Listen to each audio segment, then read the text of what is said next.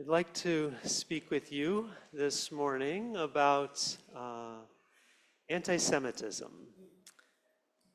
We've all found ourselves in this, still feels like a new world, where anti-Semitism has become part of our lives in a way few of us could have imagined not so many years ago.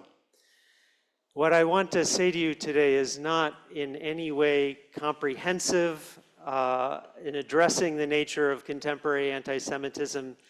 Many of you will feel that I left important things out, and you're right. But my goal is just to share with you a few important points that I think are helpful in making sense out of this complex fire hose of sorts that is contemporary anti-Semitism, and I don't want to keep you here for too long. But first, let's talk a little bit of Torah.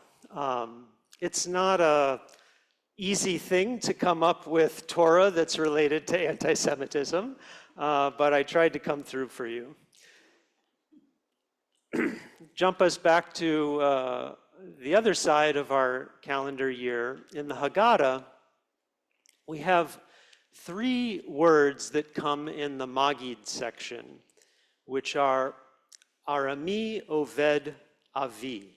I'm not going to translate them exactly yet, but so there's at least two different ways you could understand those words. One is that my father was a wandering Aramaean.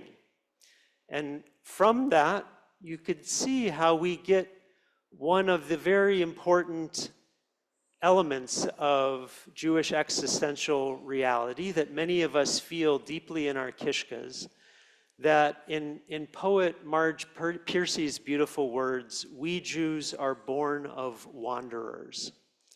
So many of our commitments to immigrants, to the stranger, to the undocumented, stem from the orientation that is represented by these words. And it's often reflected in our own family history, that we were wanderers, that we were strangers, that we identify in that way. And these words come from Deuteronomy. They were the words that the ancient Israelite was to say when they presented their first fruits to the priest. And this reading that my father was a wandering Aramean, that's probably what the Torah meant, in a plain sense meaning. But the authors of the Haggadah, as we may remember from, looking, if you do this section of the Haggadah, they have a completely different reading of these words. They translate them as an Aramean, by which they mean Jacob's uncle Lavan sought to destroy my father. You can, it's a little bit of a drosh, but they can, you can read it. It's the Haggadah. It's an important reading. And from that reading, we get this other existential pole of Jewish life, that they are always trying to kill us. So you have three words that simultaneously yield two totally different approaches to being Jewish. We are wanderers. They try to kill us, or they try to kill our father, Jacob. So anti-Semitism can very understandably put us in this place of fear that there are these malevolent forces out to get us. And it's important to acknowledge that anti-Semitism is very real. Sometimes in the world, particularly on the left, that is not really acknowledged, that it's in some cases even denied. And just this past year, we've seen horrific attacks like in Boulder, Colorado, or at the Capitol Museum in downtown DC. It's affecting our own children in our own schools. We've seen it on college campuses. Of course, fear is a powerful emotional state. Rabbi Daria was talking about different ways of working with this or recognizing similar tendencies in her sermon last night. It's a critical adaptation in human evolution. It helps us really focus in a laser kind of way on a threat. But fear also has important implications on our political decision-making. Social psychologists have found that fear makes people hyper-vigilant and risk-averse. It may lead us to react to situations that are hard or painful or uncomfortable as if they represent a direct threat. It makes us seek out people we perceive to be part of our in-group and mistrust people who we perceive as different from us. It decreases fear decreases political participation and can even cause people to become more authoritarian. Overall, researchers have actually found that fear necessarily makes us more conservative. It doesn't work the other way around. One of the most important themes of the high holiday season is about our power to choose. Even with all of our entrenched habits and neural pathways, we say, have the capacity to choose. This is so central in Torah, and Rabbi Dari was also bringing this up as well. Getting into the fear loop tends to send people in a particular political direction.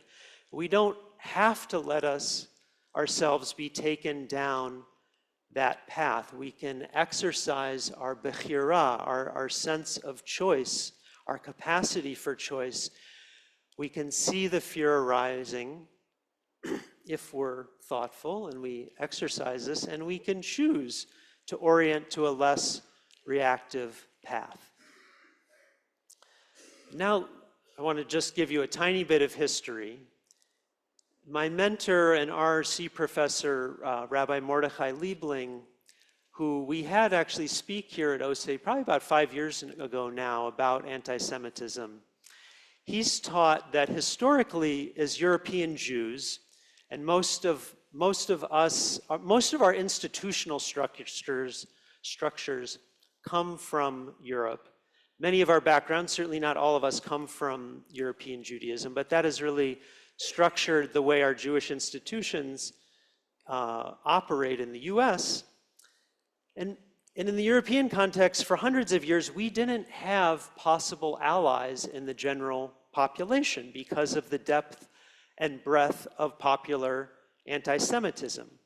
So even though we as Jews were being used by the ruling class as a buffer with the populace, we turned to the rulers and the powers that be for safety.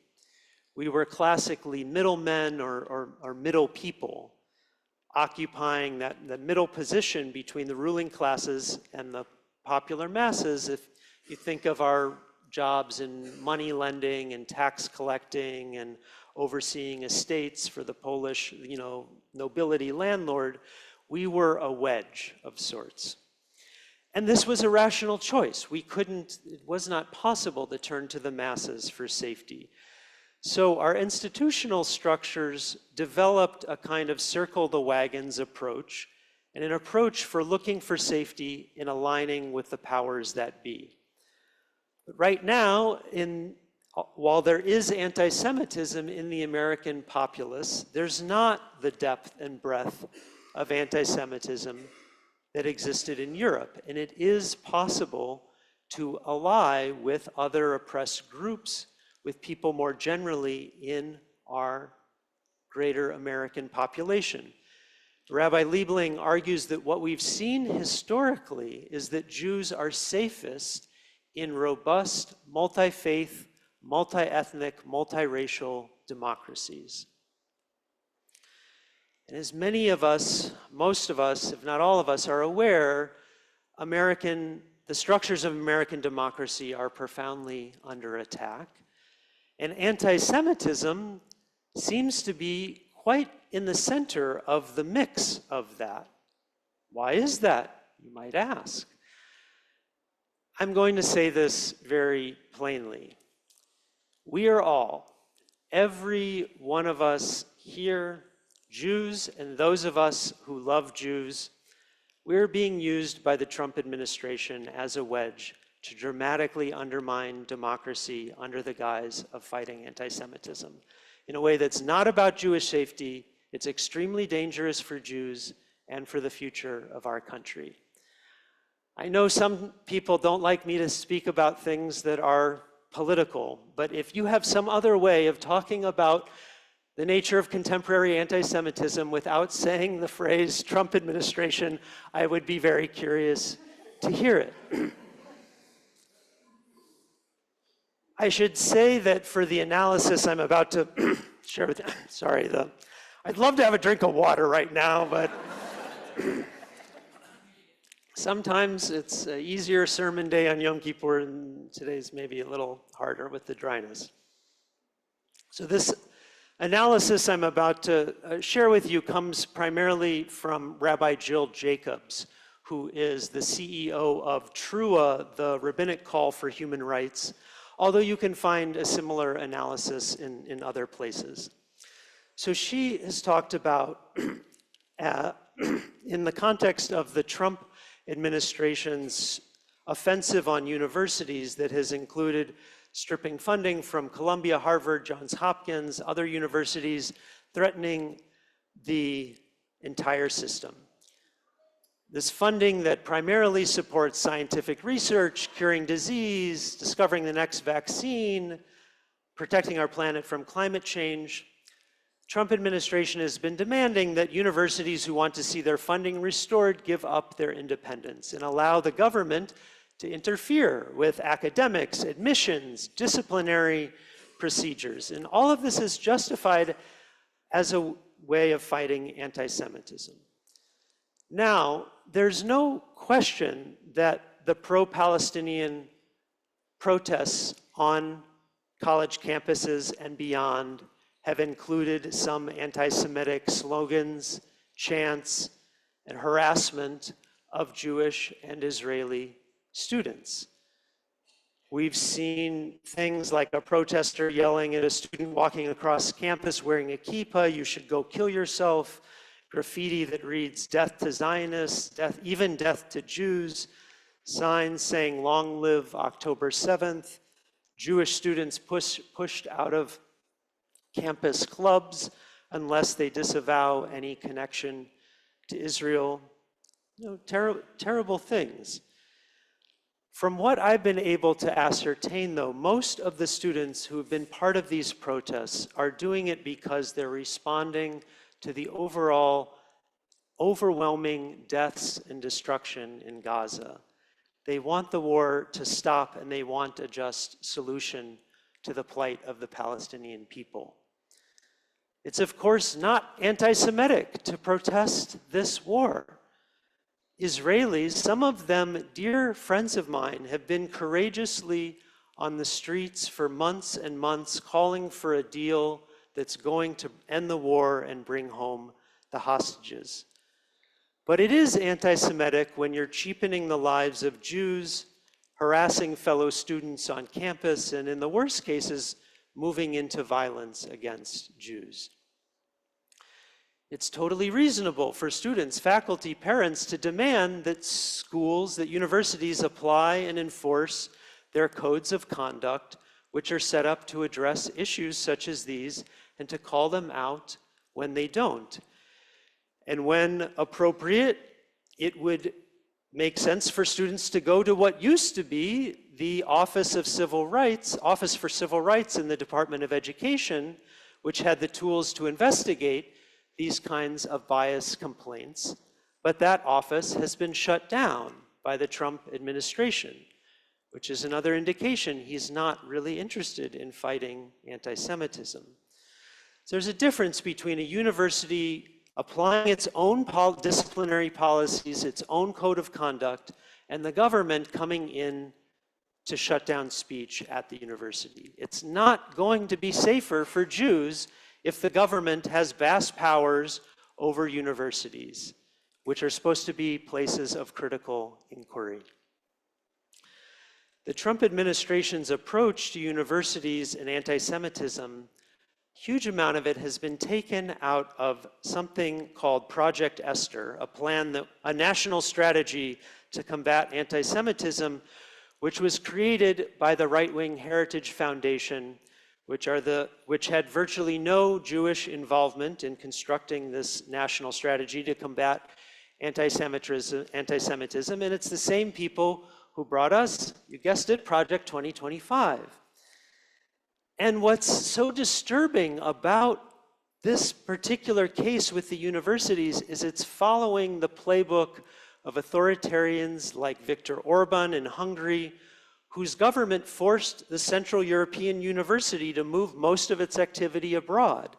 Orban banned gender and women's studies departments and placed all universities under the control of a government body. In Turkey, we've seen Prime Minister Erdogan, or President Erdogan, granting himself the power to install university rectors, and he's fired thousands of academics. So it's a very scary slope that we're on.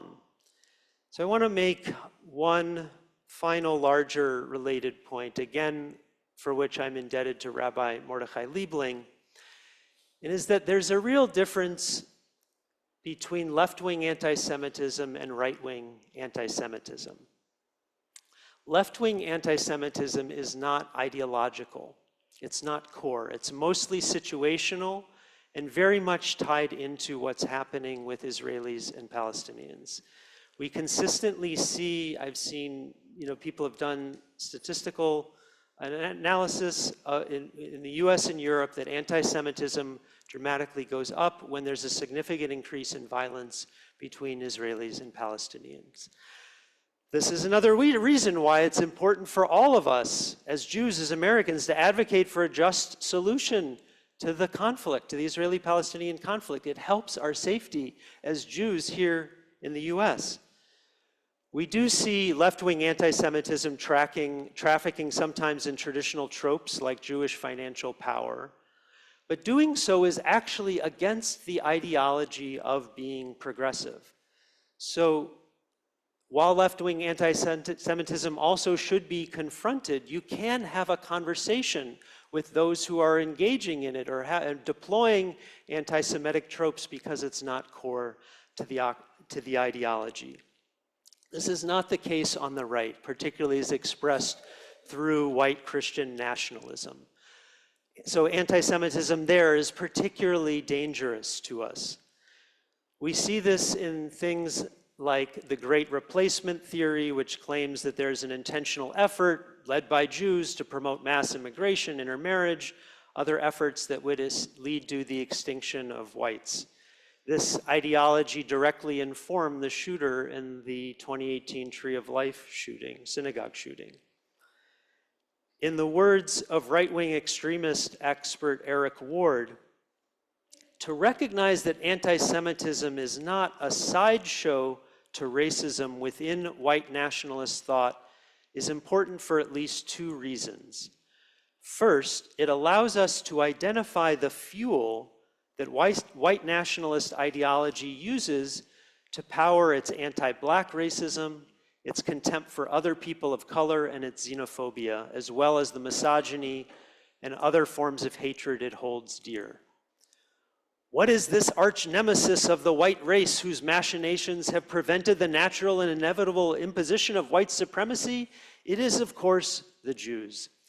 Jews function for today's white nationalists, as they often have for anti-Semites through the centuries, as demons stirring and otherwise changing and heterogeneous pot of lesser evils. Right-wing anti-Semitism is often a form of conspiracy theory used to generate fear and division, and is completely antithetical to multi-faith, multiracial, multi-ethnic democracy. So we need to go, as important it is on one level to understand anti-Semitism as a form of prejudice and bigotry with ancient roots, we need to also go beyond that and understand its contemporary expression as a form of systematic oppression with a specific function, to see how it functions, usually to deflect blame for hardships, to discredit leaders or institutions, to create an imagined enemy from within. in order to justify removing or damaging fundamental freedoms and democratic institutions like freedom of speech or the right to vote. So to conclude, we must understand and educate ourselves about how anti-Semitism functions, because it's tricky. It is a tricky thing. It plays off our fear pathway as well. And when this sermon goes online, there'll be links to the people I'm bringing and a couple other important resources on anti-Semitism that I would really encourage you to read through, including an important piece from Rabbi Jill Jacobs about when criticism of Israel moves into anti-Semitism. So we need to be clear that the fight for democracy in our country is our fight as Jewish Americans. Instead of being driven by fear, circling the wagons, feeling isolated, one of the most important ways to address anti-Semitism is to continue to build those multi-faith, multi-ethnic, multiracial connections that are so essential to our democracy. To do that both as an OSE community, and I'm happy to get help on that and brainstorm with others about how to do that, but also more broadly for each of us as political citizens. Shana Tova, Gamar Chatima Tova. Good finishing and sealing in the book of life to all of us.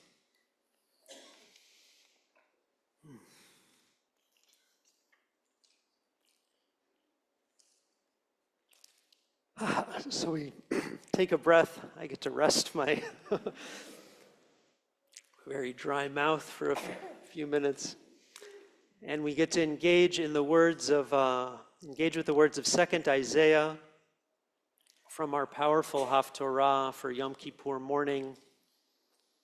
One of the things that struck me rereading this Haftorah this year is, while we see that Isaiah is critiquing people for, it's not about just fasting, right? It's not just ritual practice. It's also about action, about doing, that there's an integration between the two. There's also this wonderful integration with ritual practice that he names particularly vis-a-vis Shabbat at the end of the Haftorah.